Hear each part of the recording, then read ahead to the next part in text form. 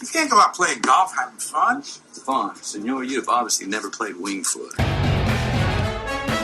It don't matter if you win by an inch or a mile. Winning's winning.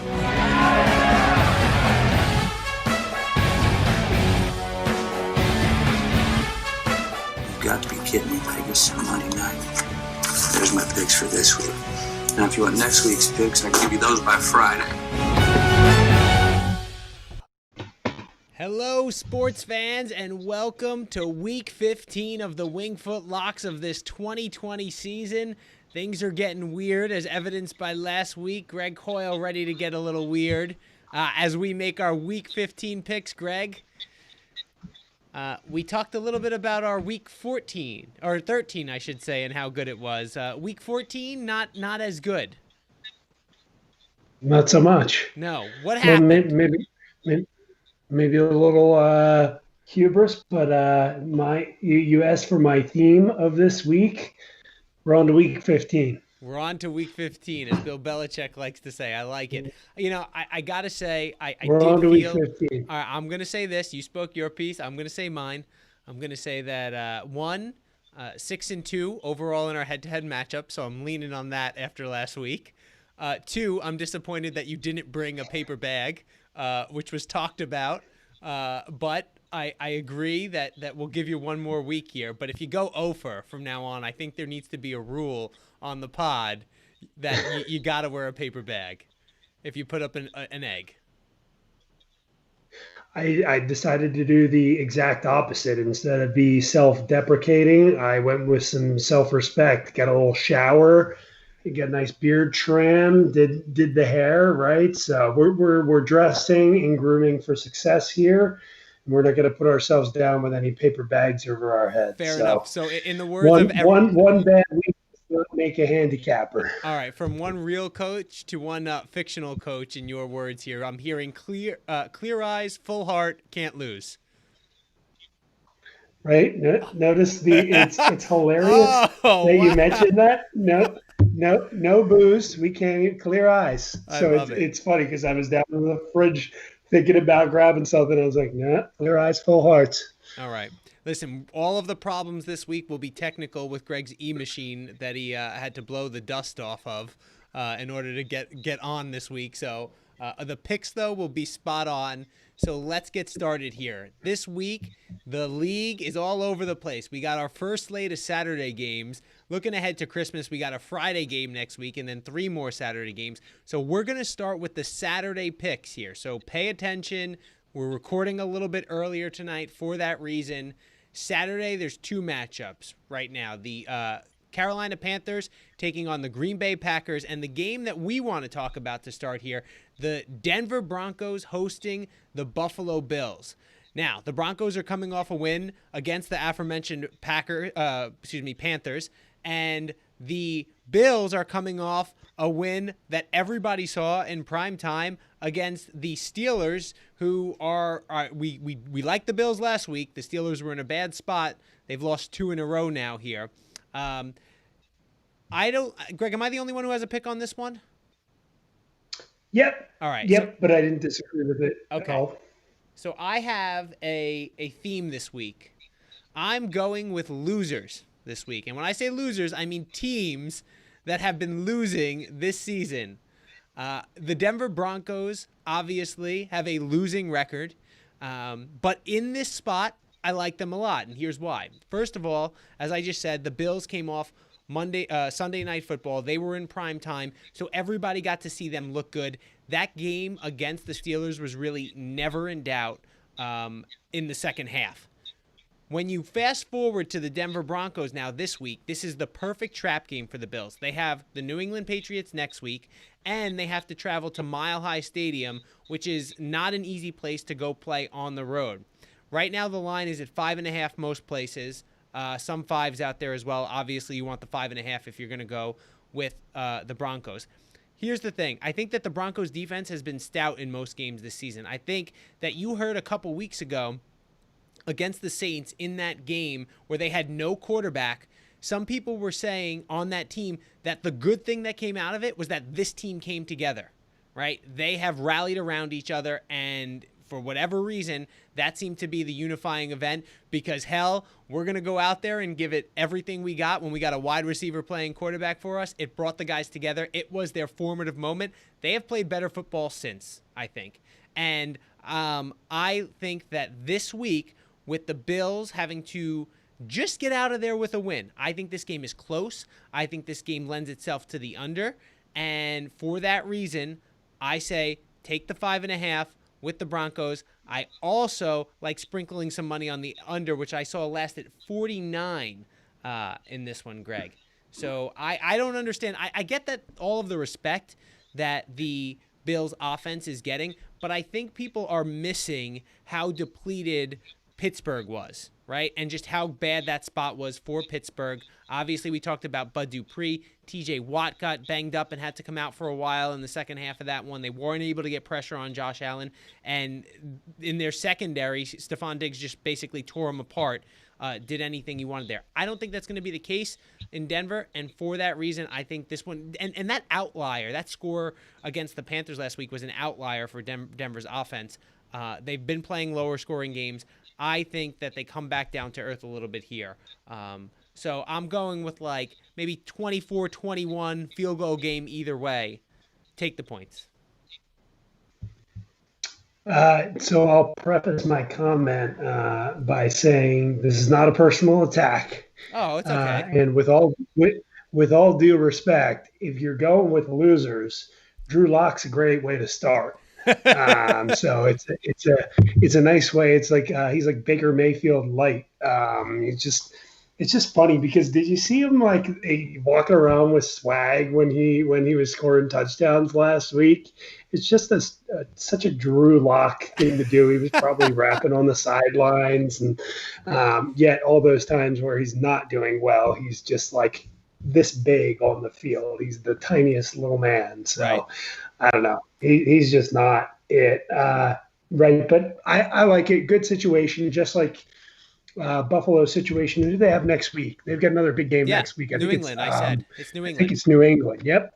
Yep. Yeah, so it's a big sandwich spot. So huge win against Pittsburgh. Big division game next week. This is, get in, get out, and let's get home. And don't lose sight of the fact that this is a Saturday game when you just played the Sunday night game, right? Their game is at 4:30. So, and that's even when you're West Coast time. By the time they get out there, you're like losing a whole bunch of time. And Denver was home last week, and they're home again. I just think it lends itself so well right now. This is a terrible spot for the Bills that I'm playing against them. I think somehow the Bills this season, because of the season they've had, they get out of here with the win. But I just think that they don't cover in this one. All right, so that's the only loser that I'm going with on Saturday. The real big losers are coming on Sunday, and I'm going to save the biggest loser of all for last. But before we get there, I'll sprinkle this one in here. The Baltimore Ravens, Greg. Let's talk about this. You said you didn't even see it. Coming off a miracle on Monday night, okay? This team had Trace McSorley at quarterback, and on third down play, 3rd and 5, he gets injured. Lamar Jackson is cramping somewhere in the locker room, right? He's not even on the field. During the injury timeout, Lamar Jackson runs out of the locker room straight onto the field. They were going to have to use a running back or a wide receiver for that 4th down and 5 play, and throws a bomb to Hollywood Brown, who couldn't catch anything that night. I think it was might have been his only catch of the night. He had like 3 drops earlier in the game, and all of a sudden they miraculously combine. Now you think the game's over, right? Because this is Cleveland. What does Cleveland do? They come back down the field and score and leave I think there were 50 seconds or maybe a minute and 2. They got the ball with like a minute and 50. They scored in 40 seconds, I believe, scored the touchdown to go ahead, and they give the ball back to Baltimore. And sure, so now I'm sitting there at 3.5. I'm like, this is fine. There's not enough time they can't possibly come back and score a touchdown. Lamar Jackson gets them into field goal range. They kick the field goal. And then the play, the bad beat of the year happens with The Cleveland How many Browns, seconds? 2 seconds were When did left they on the clock. receive the kickoff? So 2 Oh, so they seconds, get the touchback. touchback. They didn't even touch the ball. 2 seconds. They get the ball at the 25-yard line. I believe I went back and counted. I think it was 7 laterals, the last of which went about 10 or 15 yards thrown backwards into their own end zone. It's like they forgot what they were doing. They just got excited to throw the ball around and forgot that they actually had to try and get upfield. They get a safety on the play, and such is life. That happens. You got to give one back.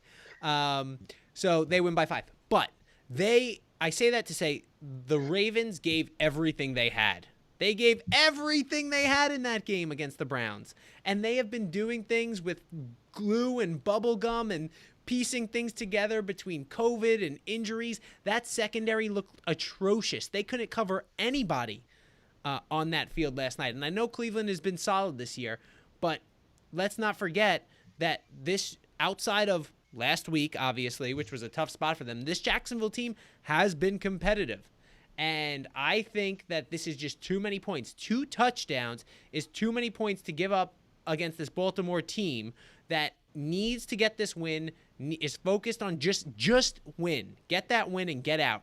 And I can totally see them playing that way in this one because they have a couple big games coming up. And I say hold your nose this week and take the 2 touchdowns with the Jacksonville Jaguars. Now, listen, I'm going to wait on this because I think the line's going to go up, right? I think the line's going up. And you're getting the Jaguars off a bad spot. Obviously, they didn't look good against the Titans in that loss. But did just enough. Their offense was still competent. And which, by the way, in that one, 14 points still would have been a push. So I'm holding my nose, and I'm going with the Jacksonville Jaguars this week. Have fun, buddy. Any thoughts? All I'm gonna say is the rundown of what happened.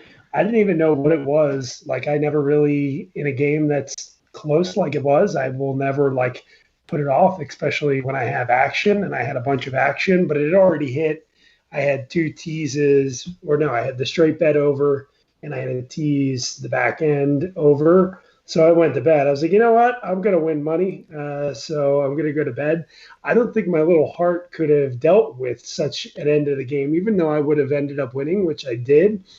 I just, the anxiety, man. I think I'm not here if I watched the end of that game on Monday. I would have just been too stressed out. Well, then I'm glad you didn't, but also I don't know how you do what you do then on your Sunday activities because it's stressful all the time.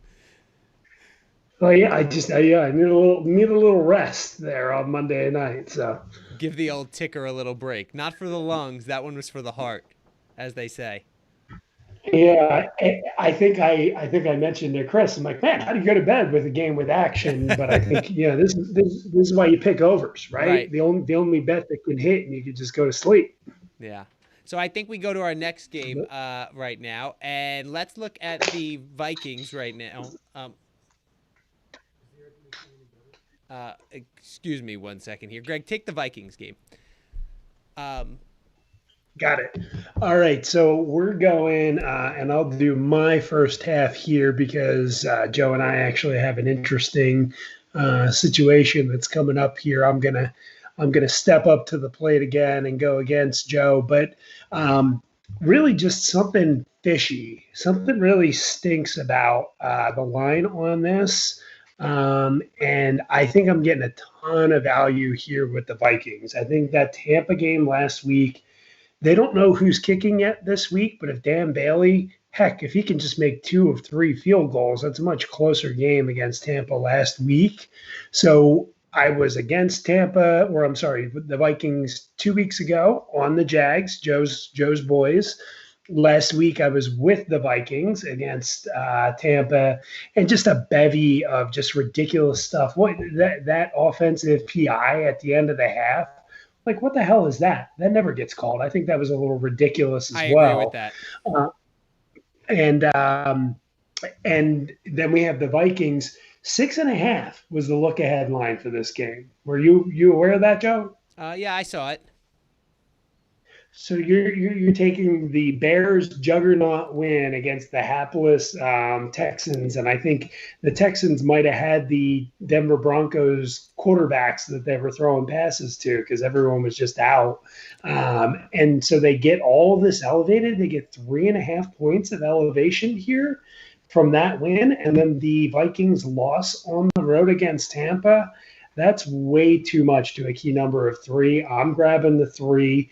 You said it's moderately square. I got like 58% of the general population on it with me. I'll take it because it's just too much value. Not this is going to have the winner of this has got a chance for the playoffs. The loser is packing up for the season, right? So quite frankly, I kind of want to play against whoever loses this game next week. I'm going to want to play against them. But I really like the Vikings this week. So you just said that was a big part of why I like the underdog in this spot, right? Is because this to me has all the feel of a playoff game with both teams, right, vying for a playoff spot. They have to win this game, and it's lose and go home. And it's a division game, which these two teams know each other well. Now, they played a little while ago on Monday Night Football, and the Bears looked absolutely inept, right? It was a different game. The Bears offense, I should say, looked absolutely inept. They were holding the Minnesota Vikings to nothing until Akeem Hicks went out and got injured in that game. And then Dalvin Cook was able to run all over them, and that opened things up late in the game. Hicks is healthy for this one. Khalil Mack is supposed to play. Flip the script, the Vikings will be without their middle linebacker, Kendricks, who is the quarterback of that defense there. And I think that's a huge loss for them. Also, I think the fact that the Viking, I can't believe I'm going to say this, but the Bears have looked competent on offense with Mitchell Trubisky. You hear how lightly I have to tread when I say that? Go ahead. I know you're going to bring up their opponents. Go ahead. Who they play? And my question is, who are the Vikings? I agree with you, but who are the Vikings, especially on defense, right? I don't think that the Vikings defense is very good. And also, I believe Montgomery, the running back for the Bears, was out for that first matchup, and they were using Cordero Patterson as their running back for the majority of that game. And I think the running game has looked a little bit better since Montgomery's return for them as well. So, yes, I agree with you. No Eric Kendricks. The fact that I think this is a playoff game for their lives, I think is going to make it close. I think that the Bears have already shown that they can shut down the Vikings offense. And I think that the Bears offense is in a better spot for this game than they were for that Monday Night Football game. And as you said, both of these teams are still in playoff contention. And that is the most mind-blowing part of it for me, because both of these teams are so flawed. I just think that they're going to do enough to limit Dalvin Cook, and I think when you do that, it makes it very difficult for the Vikings to succeed, as we saw last week down in Tampa. So we will go head-to-head yet again. I'll take the 3 points with the Bears. You can lay the 3 with the Vikings, and we'll see where everything comes out in the wash. Go ahead. So let me just say, from an educational standpoint, the way that I'm going to play it is money line. So it's still a head-to-head bet, but okay. Just eating what you're talking about and going back and looking, they eked out that win. What was it, against Carolina? They eked that out. You mean the Vikings? A couple of yes. weeks ago. Yeah, where they had the two. Yep. Yep. Yeah, and I'm just and you know where I'm going, but I'm going to say it, right? Because one of the things with Minnesota lately is their offense has been turnover prone, right? And I think the Bears are a defensive team ready to exploit that this week. And you know, I think well, good numbers. Our boy Cousins at home Sunday 1:00 game. So I know. That's a little cherry on top. Little cherry. Absolutely. So well, it's right now it's 163 on the money line. So I like it. Little steep. Well, that means the money line is getting played right there. If you're laying 163, that means that they're taking some action on it. So you're not Okay. alone. You're not alone on that one. All right, the next game is the game of the week. I think, Greg, did you feel compelled to pick this because it is, in fact, the game of the week?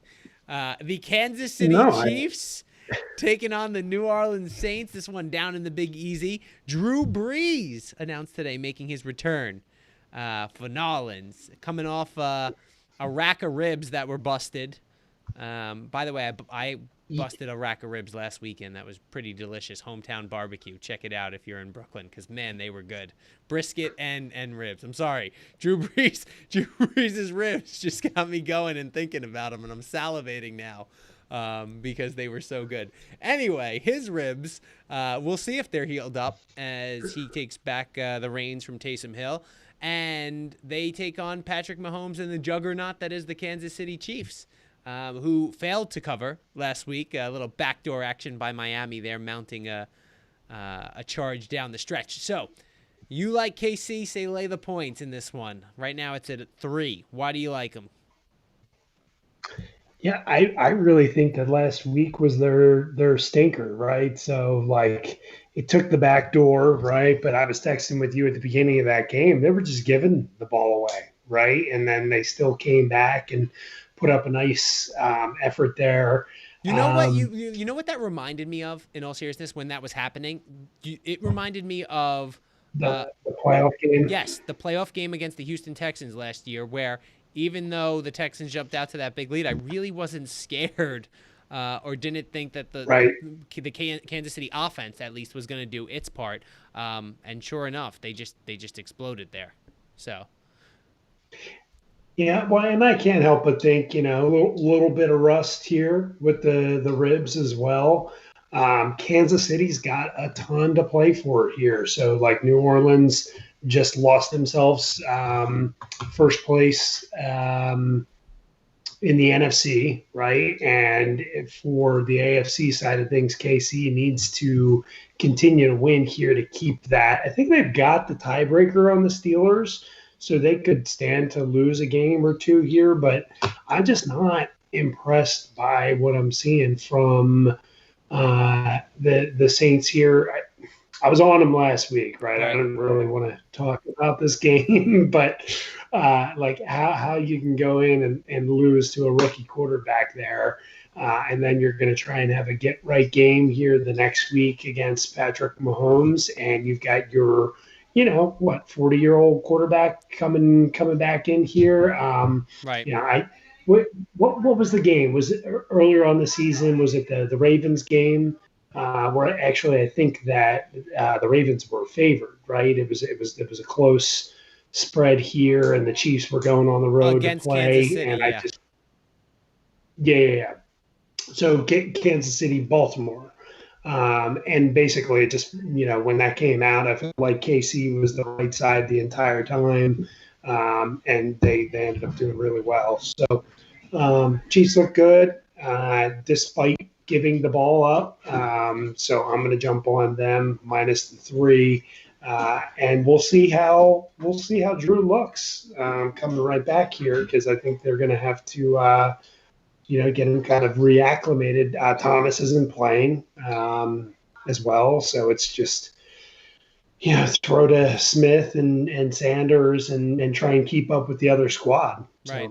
The one thing to look at here, and obviously, that we know what that New Orleans defense can do, and I think that is the biggest shocker to me of all of that, is how poorly New Orleans defense played. And maybe they were looking ahead to this week, but the Chiefs right now, 2 of their offensive tackles, Mike Remmers and Eric Fisher. Remmers doubtful, Fisher questionable for this one. If they don't have either of them, that could be some cause for concern against that front for New Orleans.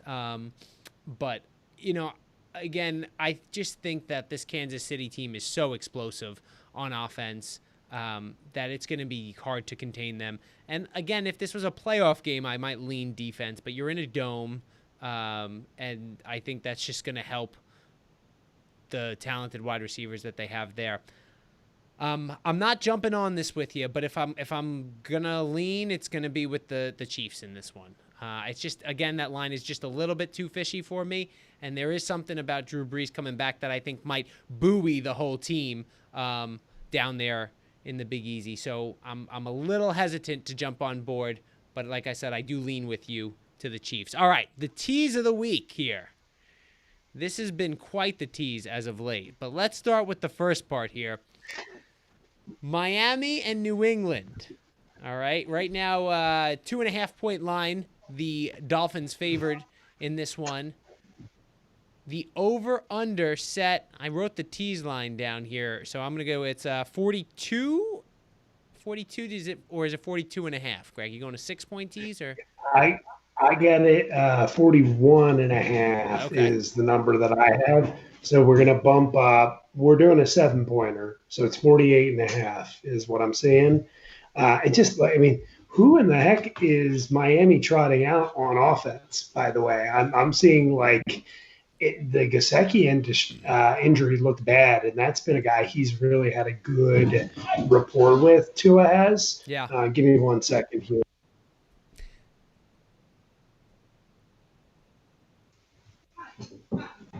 I got a battle going on back behind me with my 2 dogs, and my wife's trying to control them there. So what was I saying? So Mike Gesicki. I haven't seen final word. The last I saw him was questionable, but I would be surprised if well, I'm not a doctor, so I shouldn't really be weighing in here. But I'll play one on this podcast. Exactly. But you got him, Ahmed, what's his name? Gavid still. So then the backup is playing. Devontae Parker is going to be out as well. Jakeem Grant. It looks like all these guys are basically on the fringe. And then you got the Patriots who straight up won't throw the ball. When was the last time that Cam Newton threw for more than 100 yards? When was the last time he threw for more than 90 yards? Right. So they just keep pounding the ball. Even when they were down last week to the Rams, they wouldn't air it out. It was just more run. Yeah, and I think that game, though, that final score wasn't indicative of that game because it was a little closer. They couldn't get any offense going, and then, of course, Cam Newton went out. But you bring up a good point. Don't forget that was the Thursday night game last week. So it has been a little extra rest here for the Patriots coming into this one.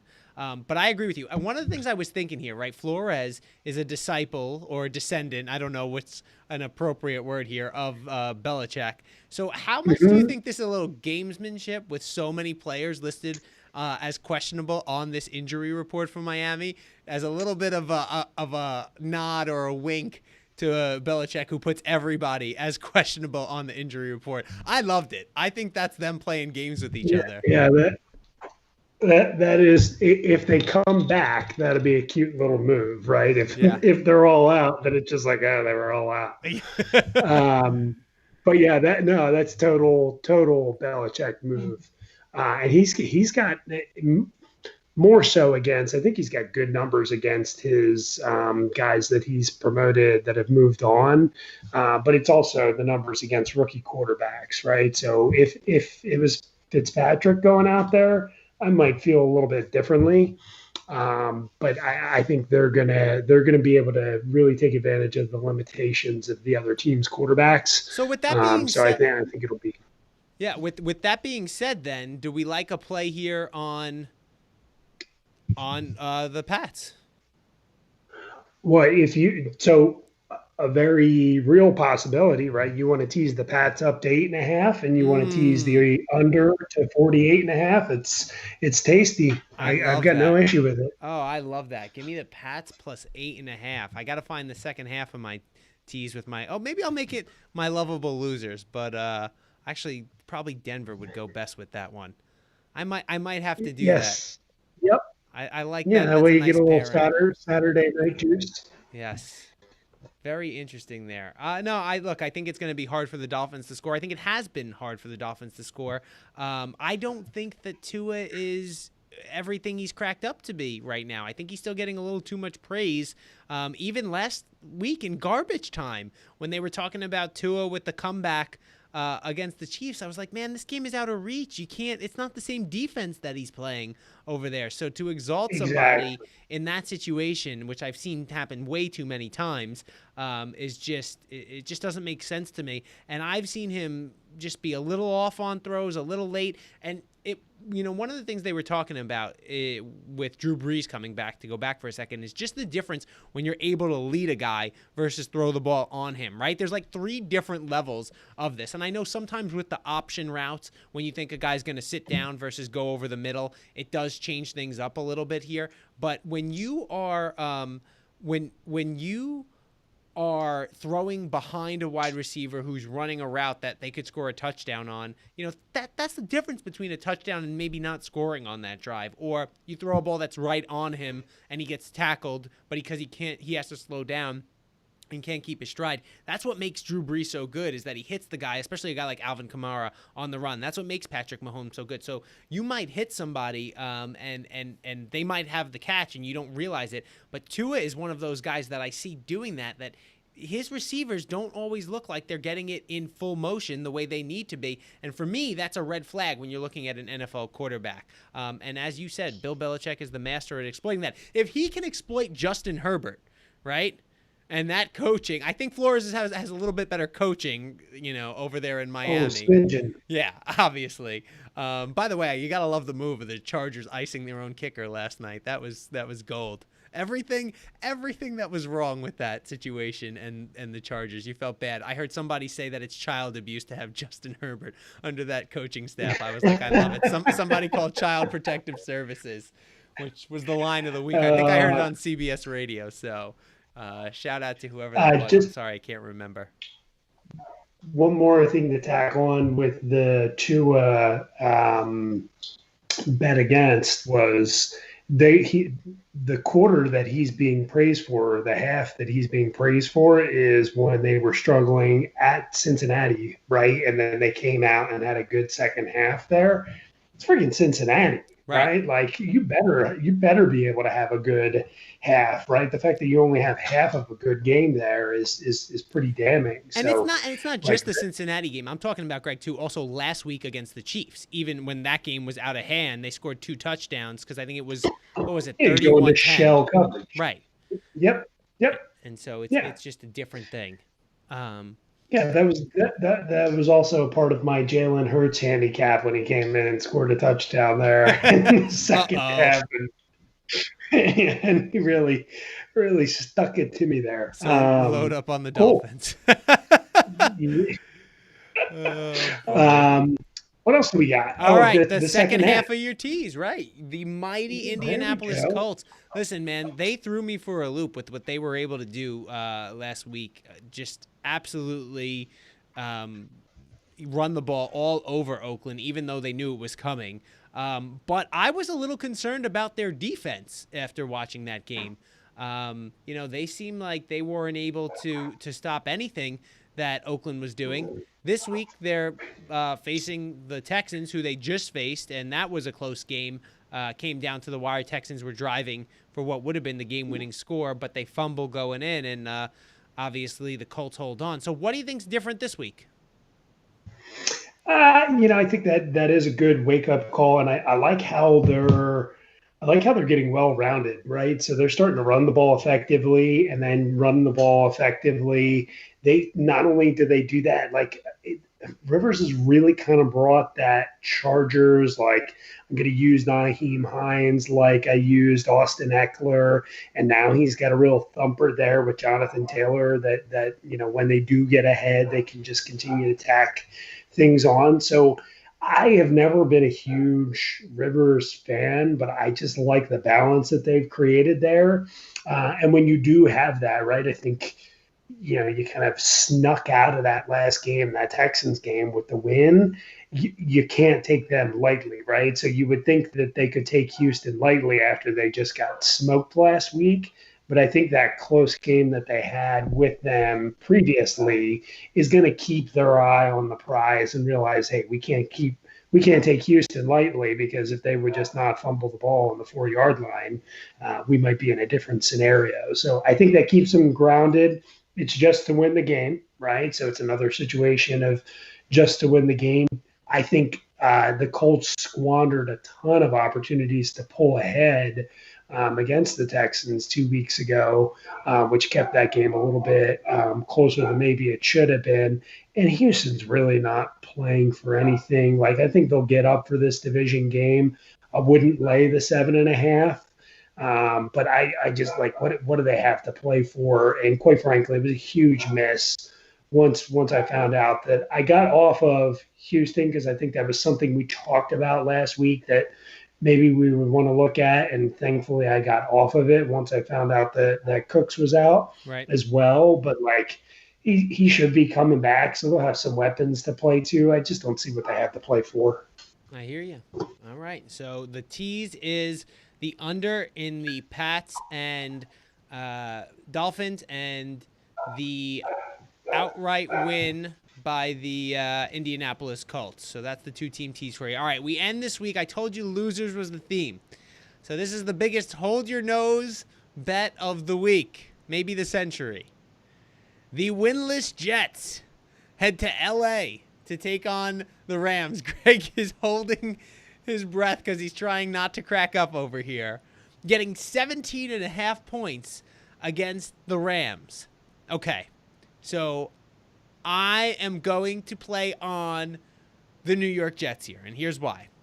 Because they look so good against Seattle on that opening drive and managed to take a 3-0 lead. No, it has nothing to do with that.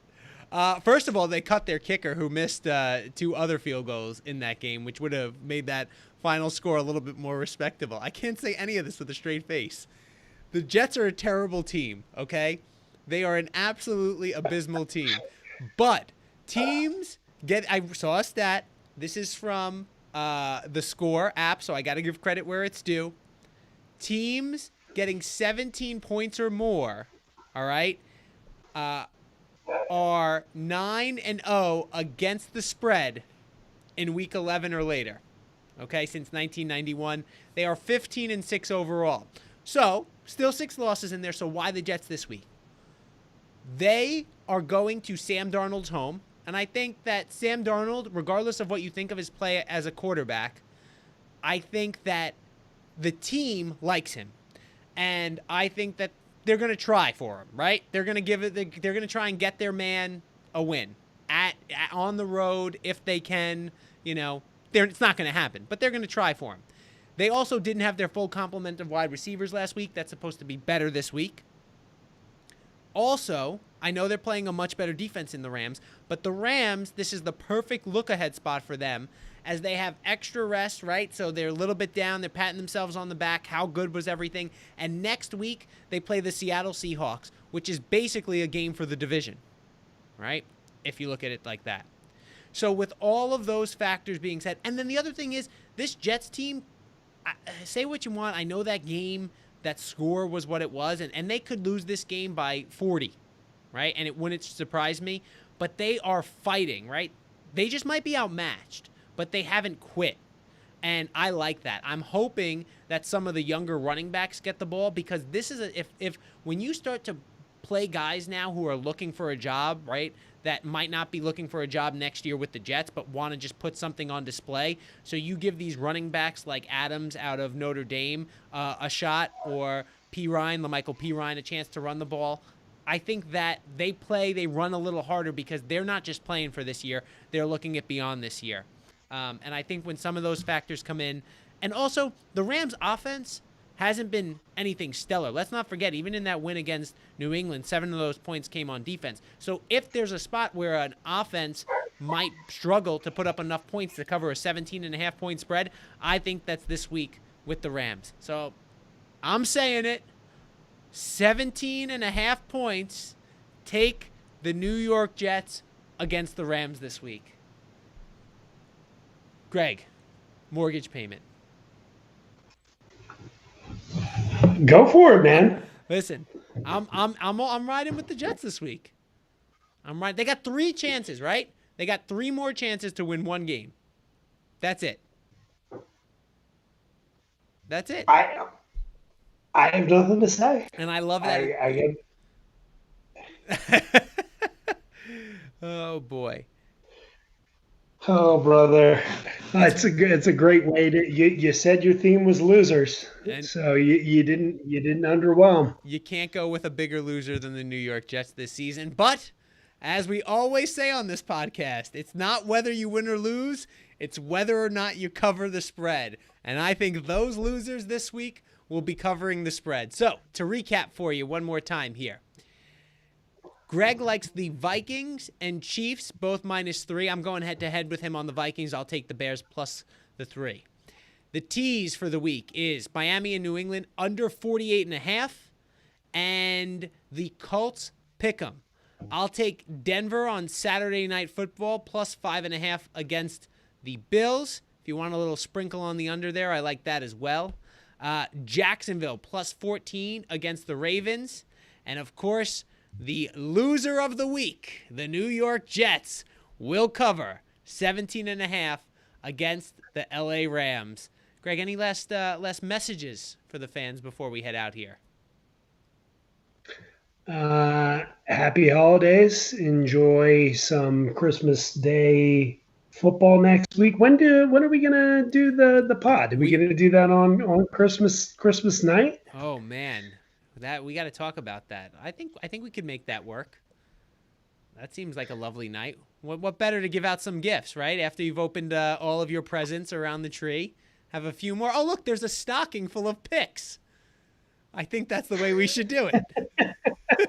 The stocking is underrated. Yeah, so the stocking is underrated, is it not? Yeah, man, you can get some. I think if you're looking for like a jewelry or a nice watch or something, that'd be hanging out in the stocking. I feel like it's always an afterthought, but some of the best presents end up in the stocking. I got a sweet 1993 Phillies ring that I always used to thoroughly enjoy. It was like a National League winning ring. It was like a replica, and that was in the old stocking. That was pretty dope. Nice. All right, we want to know your best stocking present.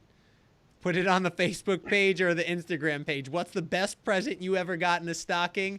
And if you want to make somebody happy, maybe fold up one of these picks or throw it in the stocking there.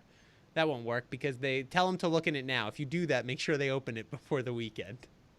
Otherwise, it's going to be too late after Christmas. Anyway, on that note, happy holidays, everyone. For Greg Hoyle, I'm Joe Masseri. Remember, especially this week, it's not whether you win or lose. It's whether or not you cover the spread. Don't forget to check out the Instagram page for Chris Portente's Wingfoot Lock of the Week. 3-0 as we go down the stretch. He's finishing at 70%. That's it. No questions. It's happening. Have a great weekend, everybody. Enjoy the football games. Talk to you next week.